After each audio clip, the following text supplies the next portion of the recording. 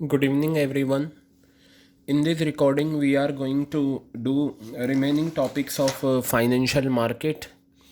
Financial market के जो हमारे रिमेनिंग टॉपिक्स हैं हमें वो कवर करने हैं। तो आप देखिएगा फाइनेंशियल मार्केट क्या होती है। जैसे कि आपको पता है मार्केट का मतलब होता है एक ऐसी जगह जहाँ कुछ बायर्स होते हैं, कुछ सेलर होते हैं और वो कुछ परचेज़ करते हैं और सेल करते हैं। ये एक मार्केट के कॉमन सी डेफिनेशन है।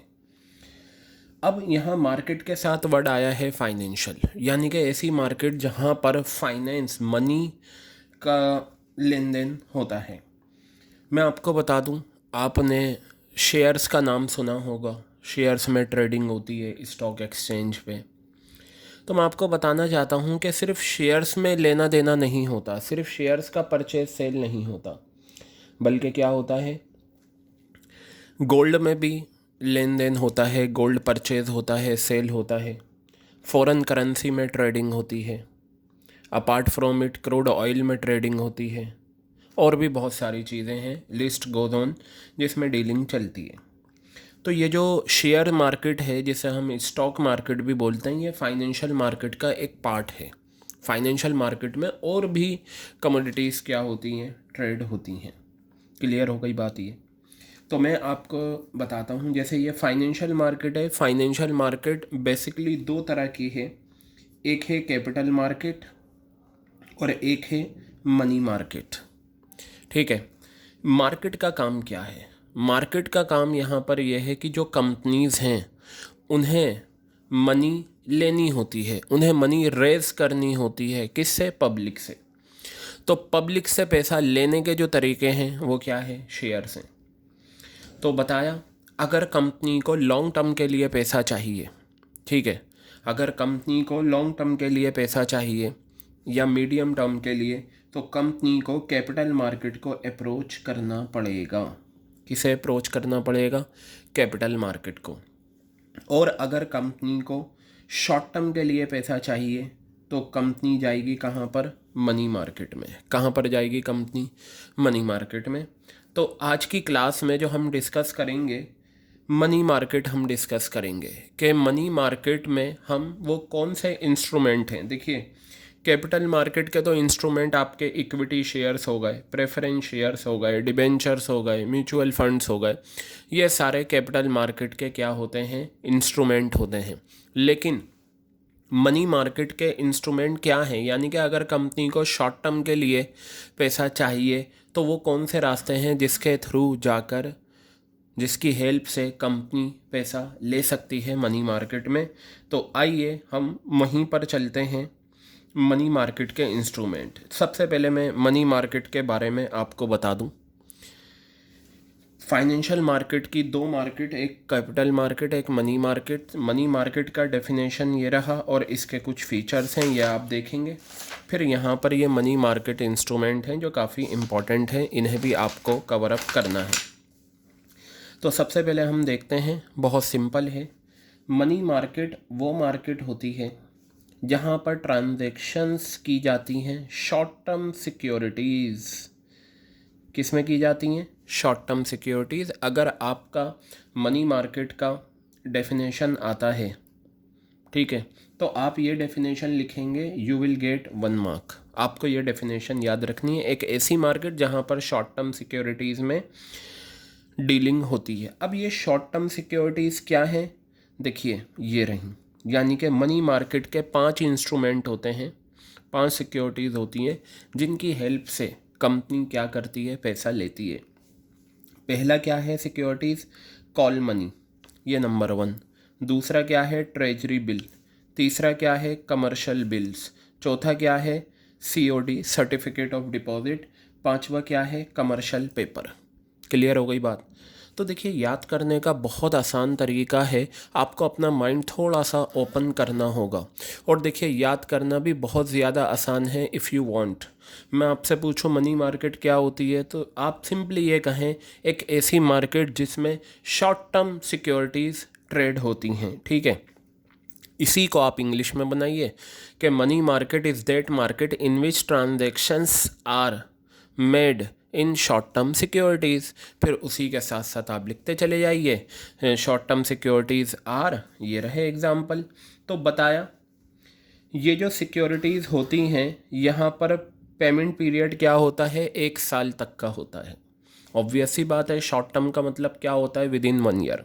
यानी कि अगर कंपनी ने ये इंस्ट्रूमेंट इशू करे हैं तो इसके बदले जो पैसा लिया है वो विद इन 1 ईयर पे करना होगा। हर इंस्ट्रूमेंट का अपना पीरियड होता है, कितने पीरियड के लिए ये इशू होते हैं और कितने टाइम में कंपनी पेमेंट करेगी। क्लियर हो गई बात ये। चलिए आगे हम बढ़ते हैं। Since their maturity period is very short, इसलिए इन्हें नियर मनी भी कहा जाता है। यानी कि ये जो पैसा है, call money, treasury bill, commercial bill, certificate of deposit और कमर्शियल पेपर से जो पैसा आता है उसे नियर मनी कहा जाता है, मनी के करीब, क्योंकि ये क्या होते हैं, बहुत शॉर्ट इनका मैच्योरिटी पीरियड होता है। अब देखिए, ये चाहें तो ये पैराग्राफ आप स्किप कर सकते हैं। देखिए, like stock exchange money markets exist in different cities, और जाने जाते हैं अपने शहरों के नाम से। जैसे कि न्यूयॉर्क मनी मार्केट, न्यूयॉर्क में मनी मार्केट है, लंदन मनी मार्केट है, बॉम्बे मनी मार्केट है। अब ध्यान से सुनिएगा, ये चाहें तो पैराग्राफ आप स्किप कर सकते हैं, ज़रूरत नहीं है। हाँ, मनी मार्केट का मेन पर्पस क्या है, ये रहा।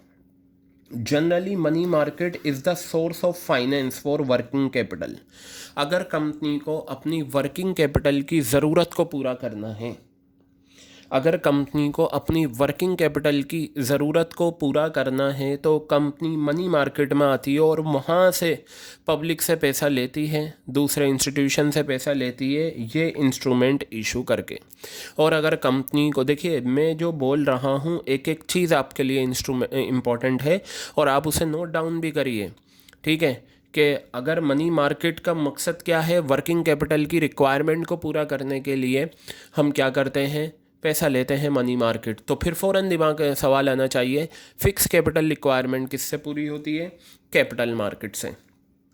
तो आप ये पैराग्राफ स्किप कर सकते हैं, आपका इंट्रोडक्शन मनी मार्केट का हो गया है। क्लियर हो गई बात ये।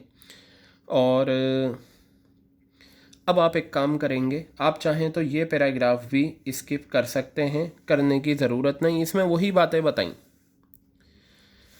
जो ऊपर हुई है, तो ये आप स्किप कर दें। देखिए ये इम्पॉर्टेंट है, याद रखिएगा। Major institutions involved in money market, money market में कौन कौन से इंस्टीट्यूशंस हैं, आरबीआई है, कमर्शियल बैंक्स हैं, एलआईसी है, आगे हम आएंगे। तो हमने इस पैराग्राफ में क्या सीखा, हमने ये पार्ट सीखा डेफिनेशन का, और ये जाना कि मनी मार्केट से कौन सी रिक्वायरमेंट को पूरा किया जाता है और कौन कौन से इंस्टीट्यूशंस हैं। अब आ जाइए features of money market. Money market के फीचर्स क्या क्या होते हैं, ठीक है। तो जो आपने कॉन्सेप्ट पढ़ा है वहीं से फीचर्स बने हैं। अगर आप सिर्फ इनके मेन हेडिंग्स याद रखें, you can easily right the explanation of each main heading. Is it clear? And you know, if try up to your level best that you must know the heading, because you know if you write heading you will get half mark and their explanation will fetch you half mark. Is it clear? तो देखिए, market for short term ऊपर ही पड़ा। Money market वो market है जहाँ पर short term securities में dealing होती है, तो वहीं से पता चला ये मार्केट है शॉर्ट टर्म की। This market deals in those financial assets which है maximum maturity period of 1 year, सिर्फ 1 साल का मैच्योरिटी पीरियड होता है। दूसरा आ गया लो ट्रांजैक्शन कॉस्ट, मतलब ट्रांजैक्शन कॉस्ट इतनी नहीं आती बीच में, मतलब इन इंस्ट्रूमेंट को इशू करने में जो खर्चा आता है that will be called transaction cost. Generally there is no need of brokers for the transaction done in the money market. देखिए, शेयर मार्केट जो कैपिटल मार्केट का पार्ट है, इसमें ब्रोकर्स की ज़रूरत होती है। आज के टाइम में आप बिना ब्रोकर्स के शेयर्स ना तो ख़रीद सकते ना बेच सकते, लेकिन मनी मार्केट में अगर आपको ये इंस्ट्रूमेंट चाहिए तो वहाँ ब्रोकर्स की ज़रूरत नहीं है। क्लियर हो गई बात? इसलिए buying and selling in money market involve less expenses, इसलिए इसमें ख़र्चे क्या आते हैं, कम आते हैं। तीसरा पॉइंट आ गया more liquidity. Money market is always ready to provide a ready market for money market instrument. मतलब आपने इंस्ट्रूमेंट ख़रीद लिए, अब आपको उसे लिक्विड फॉर्म में कन्वर्ट करना है, कैश की फॉर्म में, तो आप आसानी से उसे बेचकर अपना कैश ले सकते हैं। ठीक है, तो बताया money market instrument are highly liquid. Liquid का मतलब होता है कैश की पोजीशन। फोर्थ पॉइंट आपका आता है speedy transactions. Transaction done in the money market are done speedily. ठीक है, जो ट्रांजैक्शन मनी मार्केट में की जाती हैं वो बहुत तेज़ी से की जाती हैं। ज़्यादातर ट्रांजैक्शन फ़ोन पर हो जाती हैं और रिमेनिंग पेपर फॉर्मेलिटी बाद में की जाती है। तो ये अभी तक हमने मनी मार्केट का कॉन्सेप्ट और उसके फीचर्स करे। अब मैं आपको बताता हूँ मनी मार्केट के इंस्ट्रूमेंट क्या हैं। देखिए, ये पांचों इंस्ट्रूमेंट आप बहुत ध्यान से देखेंगे और अपने माइंड में इन सारे पॉइंट्स को बहुत अच्छे से रखेंगे। कई बार क्या हुआ है, मनी मार्केट के इंस्ट्रूमेंट को लेकर स्टोरी टाइप क्वेश्चन बना है और एक ही कॉन्सेप्ट में काफ़ी सारे पॉइंट्स आ जाते हैं, जैसे डेफिनेशन आ जाएगी, मैच्योरिटी पीरियड आ जाएगा, कौन इशू करेगा, मकसद क्या है, ये सारी चीज़ें। तो देखते हैं मनी मार्केट के इंस्ट्रूमेंट कितने होते हैं। 5। एक है कॉल मनी, एक है ट्रेजरी बिल, एक है कमर्शियल बिल, एक है कमर्शियल पेपर और एक है सर्टिफिकेट ऑफ डिपॉजिट। तो चलिए सबसे पहले हम देखते हैं कॉल मनी। कॉल मनी क्या होती है, यानी कि ये कॉल मनी, ये जितने भी इंस्ट्रूमेंट हैं ये कंपनी इशू करती है, किस किस को करेगी ये भी हमें देखना है। तो चलिए आइए।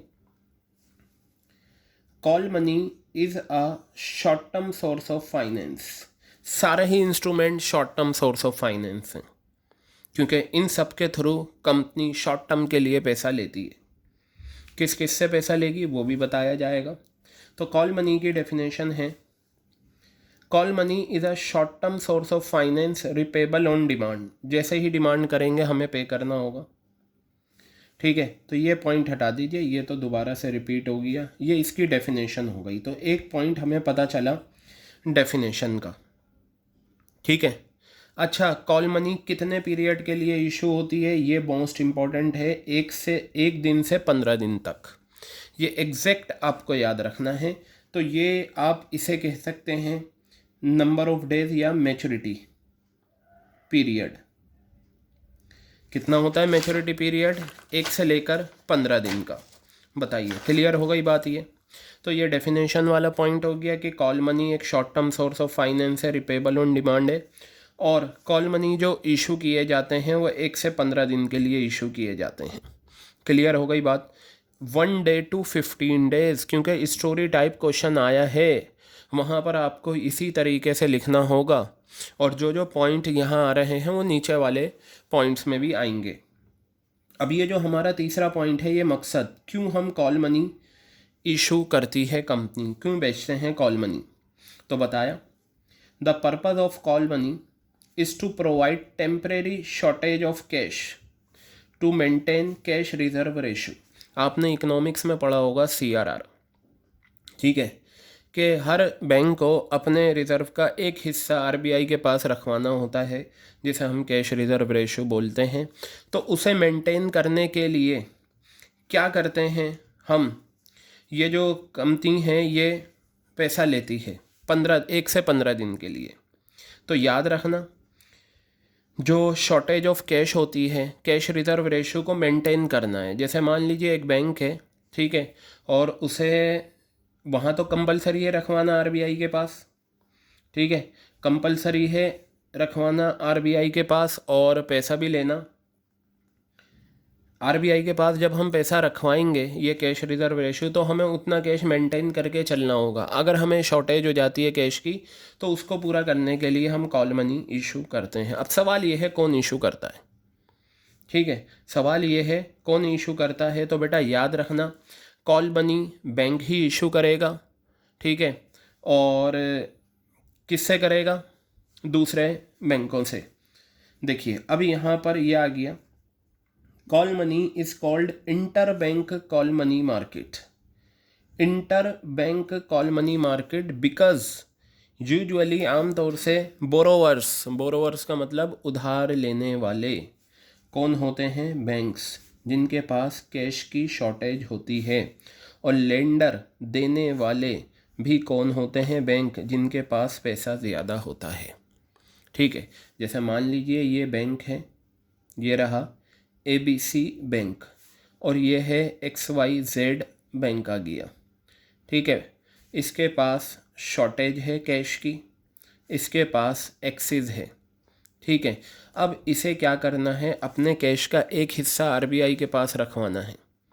लेकिन अगर इतना कैश है नहीं, मेंटेन करके चलना है, तो ये बैंक क्या करेगा? XYZ से पैसा ले लेगा। लेने का रास्ता क्या होगा? Call money. और कितने दिन में वापस कर सकता है ये? 1 दिन से 15 दिन, जो इसका मैच्योरिटी पीरियड है। तो एक चीज़ हमें पता चली, पहला पॉइंट डेफिनेशन आ गया, दूसरा पॉइंट मैच्योरिटी पीरियड, तीसरा पॉइंट मकसद आ गया, कौन इशू करेगा ये भी आ गया। क्लियर हो गई बात ये? तो पता ये चला call money market, inter bank call money market कहा जाता है। क्यों? क्योंकि बोरोवर्स भी कौन होते हैं? बैंक्स होते हैं जिनके पास शॉर्टेज ऑफ कैश होती है। और देने वाले भी कौन होते हैं? बैंक होते हैं जिनके पास एक्सेस ऑफ कैश होता है। तो देखिए यहाँ पर यह पॉइंट आया, it is use for inter bank transaction. Inter bank का मतलब बैंकों के बीच में, बैंक और बैंक के बीच में होती है। यानी कि कॉल मनी जो होती है वो नॉर्मल पब्लिक इशू नहीं करती, नॉर्मल कंपनी इशू नहीं करती।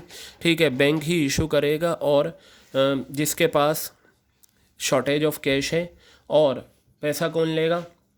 जिसके पास एक्सेस ऑफ कैश है वो पैसा देगा। अब सवाल ये आता है कि ये जो पैसा दिया जा रहा है 1 से 15 दिन के लिए, क्या ये फ्री में दिया जाएगा? Answer is no. इंटरेस्ट, देखिए interest paid on call money loan is known as call rate. यानी कि कॉल मनी पे जो पैसा दिया जाता है उसका जो इंटरेस्ट होता है वो कॉल रेट कहलाता है। दूसरा ये बताया, हालांकि हमने यहाँ पर पर्पस कर लिया, इस लाइन को हम हटा सकते हैं, call money transaction take place among commercial banks. तो यहाँ देखिए ये कमर्शियल बैंक है और ये भी कमर्शियल बैंक है। किसे मेंटेन करने के लिए? Cash reserve ratio. आप चाहें तो पर्पज़ ये थर्ड वाला पॉइंट ले लें या 6th पॉइंट ले लें, ये भी पर्पज़ है, सिर्फ वर्डिंग को थोड़ा सा चेंज किया गया है, बाकी सब कुछ सेम है। ठीक है, बताया the maturity period of call money are extremely short. आप खुद बताइए ना, शॉर्ट टर्म का मतलब होता है विद इन 1 ईयर, 1 दिन से लेकर 365 दिन। लेकिन अगर ऐसा इंस्ट्रूमेंट जिसका मैच्योरिटी पीरियड ही आपका 1 से 15 दिन है तो उसे हम एक्सट्रीमली शॉर्ट कहेंगे या नहीं? तो इसलिए कहा गया इसकी जो लिक्विडिटी होती है is just next to cash. जितना लिक्विड कैश होता है उसके बिल्कुल बराबर, उसके बिल्कुल साथ वाला जो इंस्ट्रूमेंट है वो क्या है? Call money. तो कॉल मनी से बेसिकली आपने कितने पॉइंट चुरा लिए? एक तो डेफिनेशन आ गई, एक मैच्योरिटी पीरियड आ गया, एक पर्पज़ आ गया, एक कौन इशू करेगा ये आ गया। मेन पॉइंट हैं आपके ये रहा और ये 3। बाकी जो ये पॉइंट हैं ये इंटरेस्ट के बारे में बताया है जो आपको याद रखना है। अच्छा, ये एक चीज़ क्या है, कॉल मनी जो होती है वो बैंकों के बीच में होता है, इसलिए कहा गया ये इंटर बैंक ट्रांजैक्शन होता है। अब अगर आप इसे प्रिपेयर करें तो प्रिपेयर करना भी बहुत आसान है। किस तरीके से करेंगे? व्हेन आई से कॉल मनी, आप ये कहेंगे कॉल मनी एक short term source of finance है, ठीक है, जो रिपेबल ऑन डिमांड है। इसका मैच्योरिटी पीरियड 1 दिन से लेकर 15 दिन तक है। ठीक है, इसका जो मकसद है कॉल मनी का वो कैश रिजर्व रेशो को मेंटेन करना होता है। कॉल मनी को हम inter bank call money market भी कहते हैं क्योंकि इसमें जो बोरोवर्स होते हैं वो बैंक होते हैं जिनके पास फ़ंड की शॉर्टेज होती है, और जो लेंडर होते हैं वो भी बैंक होते हैं जिनके पास फ़ंड की एक्सेस होती है। ठीक है, इंटर बैंक ट्रांजैक्शंस इन्हें कहा जाता है। बेटा क्लियर है ये चीज़ आपके? तो ये था आपका कॉल मनी। बताइए कोई परेशानी इसके अंदर कॉल मनी में? अब मैं बात करूँगा हमारा जो दूसरा इंस्ट्रूमेंट है वो है ट्रेजरी बिल, जिसका दूसरा नाम होता है ज़ीरो कूपन बॉन्ड, जिसका नाम होता है डीप डिस्काउंट बॉन्ड। एक आ गया ट्रेजरी बिल, एक आ गया ज़ीरो कूपन बॉन्ड, एक आ गया डीप डिस्काउंट बॉन्ड। चलिए देखते हैं इन सब के मीनिंग क्या होते हैं, और यही सारे पॉइंट यहाँ भी आएंगे। तो पहला पॉइंट है ट्रेजरी बिल एक इंस्ट्रूमेंट है जो कौन इशू करेगा, आरबीआई। अब आरबीआई आ गया तो इसमें धोखा नहीं हो सकता। ऊपर वाले में कौन इशू करता है, बैंक ही इशू करता है और लेना देने वाले दोनों बैंक होते हैं। तो यहाँ पर ये ट्रेजरी बिल कौन इशू करता है, आरबीआई। किसके बिहाफ पर, गवर्नमेंट ऑफ इंडिया के बिहाफ पर इशू करता है। यहाँ मैच्योरिटी पीरियड देखिए, ये मैच्योरिटी पीरियड बहुत ध्यान रखिएगा। यहाँ बताया मैच्योरिटी पीरियड 14 डेज से लेकर 364 डेज, इसे 1 ईयर मत कर देना, जो लिखा हुआ है वही याद करना है। मैच्योरिटी पीरियड जो होता है ट्रेजरी बिल का वो कितना होता है, 14 डेज से 364 डेज होता है। 14 दिन से 364 दिन का मैच्योरिटी पीरियड होता है। अब ये आ गया मकसद, पर्पज़ यहाँ भी था। तो बताया ट्रेजरी बिल जो होता है वो short term requirement of funds की जो शॉर्ट टर्म रिक्वायरमेंट होती है उसे पूरा किया जाता है। ठीक है। अच्छा, यहाँ पर अमाउंट नहीं था कितने रुपए का, जितने की ज़रूरत होगी उतना, लेकिन यहाँ अमाउंट है। तो ये देखिए, ये आपका डेफिनेशन आ गया, ये मैच्योरिटी पीरियड आ गया, ये आपका पर्पज़ आ गया, और यहाँ पर ये आ गया अमाउंट। ये ध्यान रखिएगा ये सारे पॉइंट, क्योंकि जो स्टोरी आती है वो इसी तरीके से आती है। तो वहाँ से आप जज कर सकते हैं कि ये जो इशू किए जाते हैं ट्रेजरी बिल, कम से कम 25,000 रुपये का एक होता है और उसके मल्टीपल में, मतलब 25,000 रुपये का एक है।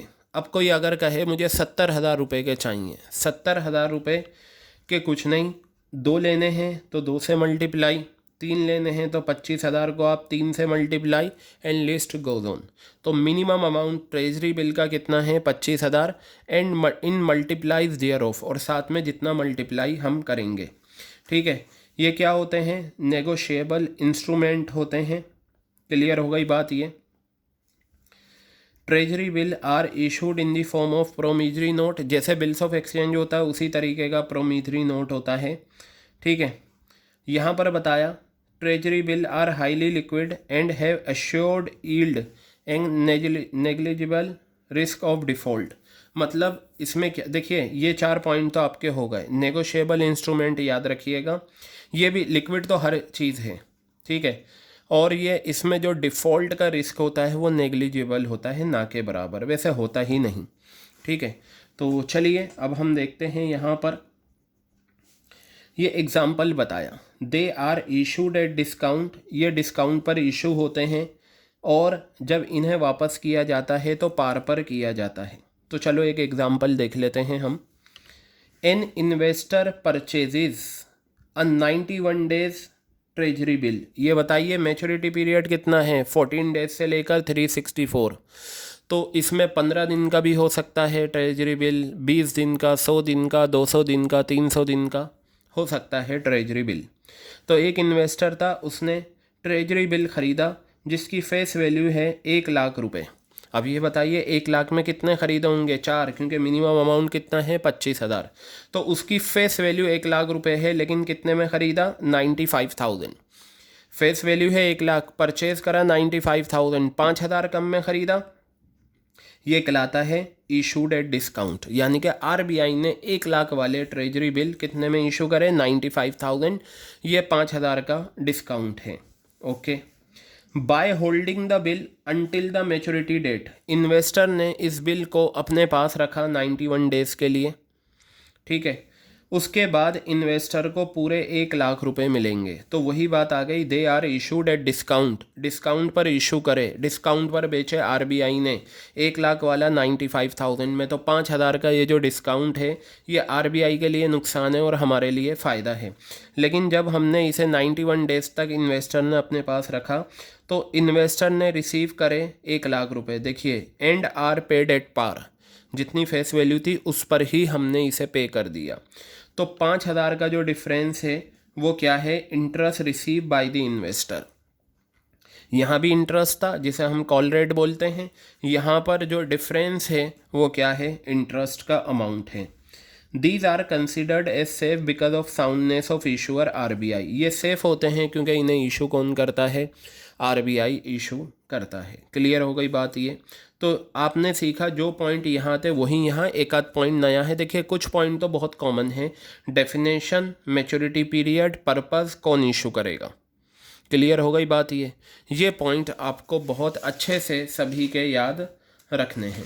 क्लियर है बात ये। चलिए हम आगे की तरफ बढ़ते हैं और देखते हैं हमारा नेक्स्ट है कमर्शियल पेपर। कमर्शियल पेपर भी एक शॉर्ट टर्म, देखिए ये भी आपका प्रोमिसरी नोट था और ये भी आपका क्या है, प्रोमिसरी नोट है, शॉर्ट टर्म प्रोमिसरी नोट। ठीक है, तो ये तो आपकी आ गई डेफिनेशन।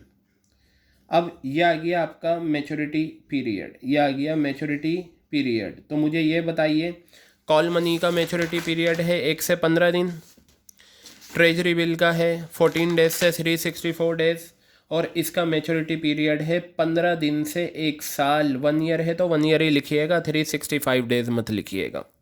तो इसका मैच्योरिटी पीरियड क्या है, 1 ईयर।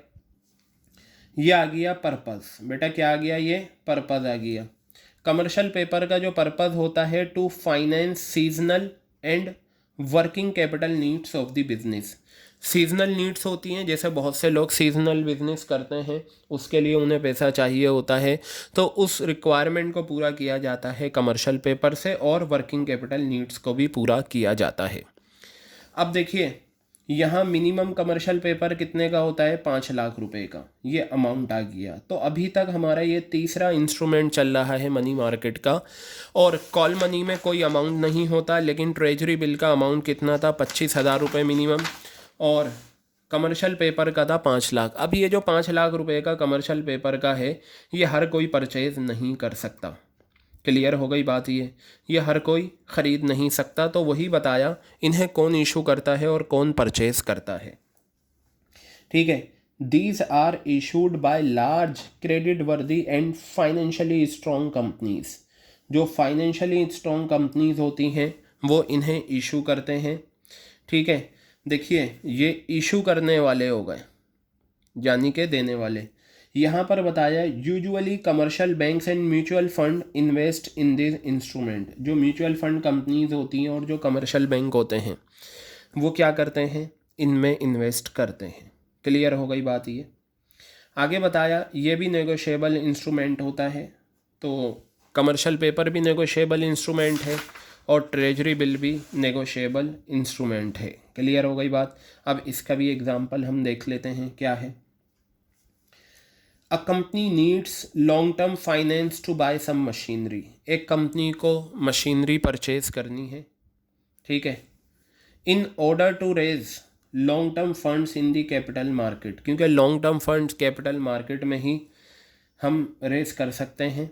तो बताया हमें मशीनरी के लिए पैसा चाहिए और वो पैसा कैपिटल मार्केट से आएगा, लेकिन the company will have to incur flotation cost. Flotation cost आती है, बेटा आपको पता होना चाहिए, जब हम शेयर्स बेचते हैं तो उससे बेचने से पहले हमें प्रोस्पेक्टस की प्रिंटिंग करवानी होती है, उस पर ख़र्चा आता है, एडवर्टीज़मेंट पर ख़र्चा आता है। जो ब्रोकर्स होते हैं बीच में जिनके थ्रू लेन देन होता है, उनकी ब्रोकरेज कमीशन होती है, उस पर जो ख़र्चा आता है वो फ्लोटेशन कॉस्ट कहलाती है। इस फ्लोटेशन कॉस्ट को पूरा करने के लिए हम कमर्शियल पेपर कंपनीज इशू करती हैं। तो बताया companies use commercial paper for purposes such as bridge financing. ठीक है, ये याद रखना ब्रिज फाइनेंसिंग किसे कहते हैं, ये वाला पॉइंट 1 नंबर में डेफिनेशन आ सकती है, तो इसे आप याद रखना। तो बताया ये मकसद है देखिए ये तो आपका ये आ गया, fund raise through commercial paper are used to meet flotation cost. ये बताया ये जो पैसा आप रेज करते हो, जो स्ट्रॉन्ग ये आपका लार्ज कंपनीज जो 5-5 लाख रुपए के हिसाब से कमर्शियल पेपर बेचती हैं, जब ये पैसा आता है तो इस पैसे से फ्लोटेशन कॉस्ट को पूरा किया जाता है। इसी को हम ब्रिज फाइनेंसिंग बोलते हैं। क्या बोलते हैं, इसी को ब्रिज फाइनेंसिंग। तो अभी आपने देखा हमने तीनों पॉइंट करे, कॉल मनी करा, कमर्शियल पेपर करा और हमने ये ज़ीरो कूपन बॉन्ड या ट्रेजरी बिल करा। सब में एक ही पॉइंट था, डेफिनेशन हमने देखी, पर्पस देखा, मैच्योरिटी पीरियड देखा, कौन इशू करेगा, और इसके साथ साथ कुछ और बातें देखी। क्लियर हो गई बात ये। अगर ये कमर्शियल पेपर या ट्रेजरी बिल या कॉल मनी लिखने को आए तो आपको ये सारा अपने दिमाग में याद रखना है। क्लियर हो गई बात ये। सबके मैच्योरिटी पीरियड याद रखने हैं, सबका पर्पज़ याद रखना है, कौन इशू करता है ये भी याद रखना है, क्योंकि कई बार कमर्शियल पेपर आया है और ये वाला जो पॉइंट है कौन इशू करता है, क्रेडिट वर्दी फाइनेंशियली स्ट्रॉन्ग कंपनीज, इसे लेकर आया है, अमाउंट को लेकर आया है, किसी भी चीज़ को लेकर आया है, लेकिन बहुत सिंपल बहुत सीधा सा ये कॉन्सेप्ट था। अब ये आ गया कमर्शियल बिल। बेटा ये कमर्शियल बिल बिल्कुल वही है जो बिल्स ऑफ एक्सचेंज है जो हम करते थे। ये सेलर, ये देखिए ये बिल्कुल वही है सारा कॉन्सेप्ट। ये सेलर है, सेलर ने परचेदर को उधार में सामान बेचा, सेलर ने बिल लिखा, ये बिल दिया, परचेदर ने ये बिल एक्सेप्ट करके वापस सेलर को दिया, सेलर के लिए ये बिल बीआर है, परचेदर के लिए ये बिल बीपी है। यूजुअली 3 महीने का यानी कि 90 डेज़ का ये बिल लिखा जाता है। वही जो आप डिसऑनर ऑफ अ बिल, ये सारी चीज़ें थी, तो वही चीज़ है ये पूरा पैराग्राफ। तो देखते हैं हम इसे, आइए। Commercial bill is a bills of exchange, ये बिल्स ऑफ एक्सचेंज है। इसका मैच्योरिटी पीरियड होता है 90 डेज़ का। कितना होता है इसका मैच्योरिटी पीरियड? 90 डेज़ का होता है। इसका मकसद देखिए, ये पर्पज़ आ गया, ये मैच्योरिटी आ गया, ये आपकी डेफिनेशन आ गई। ये तो बिल्कुल सिंपल है, you have done commercial bill. Purpose of commercial bill is to finance credit sales of firm. Firm की जो क्रेडिट सेल्स होती है, ठीक है, उसे फाइनेंस करना होता है, क्योंकि ये उधार में सामान बेच रहा है। जब हम उधार में सामान बेचते हैं तभी बिल लिखा जाता है। नेगोशिएबल का मतलब क्या होता है? हम किसी और को ट्रांसफ़र कर सकते हैं। तो पता चला कमर्शियल पेपर भी नेगोशिएबल इंस्ट्रूमेंट है, ठीक है, और ट्रेजरी बिल भी नेगोशिएबल इंस्ट्रूमेंट है। अब यहाँ पर बताया these are negotiable instrument, they are freely transferable by endorsement and delivery. ये होता था ना कि सेलर, बायर ने बिल एक्सेप्ट करके सेलर को दिया, सेलर ने ये इंडोर्स कर दिया मिस्टर सी को, ठीक है, जिसे हम इंडोर्समेंट कहते थे। तो नेगोशिएबल का मतलब होता है किसी और को ट्रांसफ़र कर देना। अब यहाँ पर बताया, अच्छा ये कौन इशू करता है? ये सेलर कोई भी हो सकता है, कंपनी, परचेजर नॉर्मल पर्सन हो सकता है। व्हेन गुड, अब ये पूरा वो एग्जांपल बताया, when goods are sold on credit, ये सेलर ने उधार में सामान बेचा। सेलर जो होता है वो ड्रॉयर होता है। ये बंदा कौन है? ड्रॉयर है, ये बिल लिखने वाला।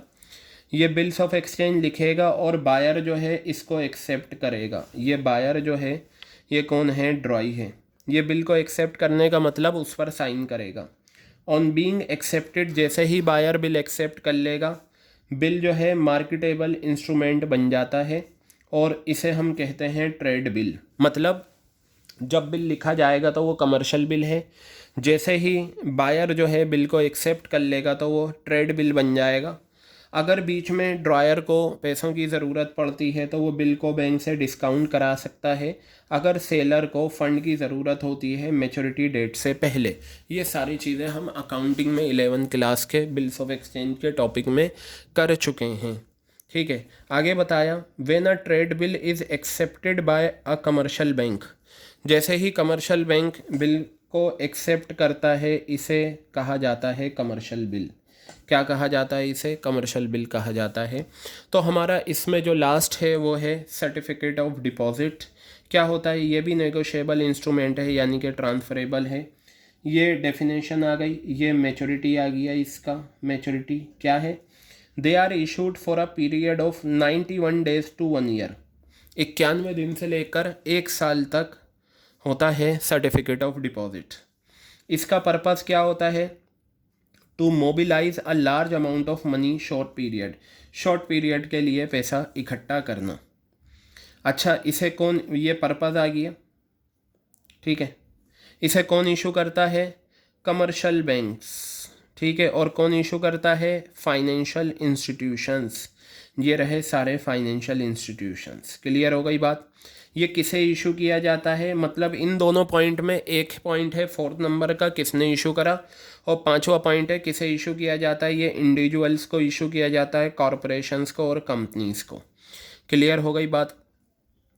ये नॉर्मली इशू किए जाते हैं जब लिक्विडिटी पोजीशन टाइट होती है और जब स्लो ग्रोथ होती है बैंक डिपॉजिट्स की, लेकिन उधार का, but demand for credit is high. मतलब कौन इशू करेगा? कमर्शियल बैंक और फाइनेंशियल इंस्टीट्यूशन। यानी कि जब कमर्शियल बैंक और फाइनेंशियल इंस्टीट्यूशन के पास पैसा कम है, यानी कि उनकी लिक्विडिटी पोजीशन बहुत टाइट है, लेकिन उधार पैसा लेने वालों की डिमांड बहुत ज़्यादा है, तो ये क्या करते हैं? पैसा लेते हैं सर्टिफिकेट ऑफ डिपॉजिट के थ्रू, ताकि इन बैंकों के पास पैसा आए, इन फाइनेंशियल इंस्टीट्यूशन के पास पैसा आए और ये उधार दे सकें।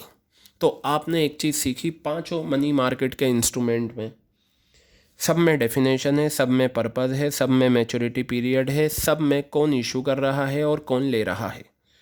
ये 4 पॉइंट तो आपके मोस्ट इम्पॉर्टेंट हैं जो आपको याद रखने हैं सभी में।